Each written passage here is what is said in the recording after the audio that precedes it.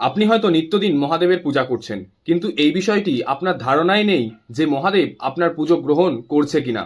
কারণ লিঙ্গার্চন চন্দ্রিকায় একটি শ্লোক রয়েছে, সেই শ্লোকটি আগে শুনে নিন, তারপর আমি বাকিটা আপনাকে বলছি।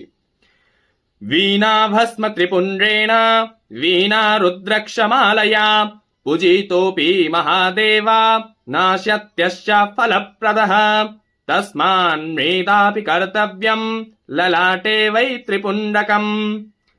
লিঙ্গার্চন চন্দ্রিকায় এই শ্লোকটির মানে হচ্ছে, আপনি যদি ভস্ম ত্রিপুণ্ড কপালে অঙ্কন না করেন এবং গলায় যদি রুদ্রাক্ষ মালা ধারণ না করেন, তাহলে মহাদেব সেই পূজা কখনোই আপনার স্বীকার করবে না। এবং ভস্ম ত্রিপুণ্ড এবং গলায় রুদ্রাক্ষ ধারণ করে যদি শিব পূজা না করেন, তাহলে সেই পূজা সম্পূর্ণ নিষ্ফল হয়ে যায়। তাই অবশ্যই কপালে ভস্ম ত্রিপুণ্ড ধারণ করুন এবং গলায় রুদ্রাক্ষ মালা ধারণ করে প্রতিদিন শিব পূজা করুন। এতে আপনার প্রত্যেকটি শিব পূজা ফলপ্রদ হবে। জয় শ্রী মহাকাল।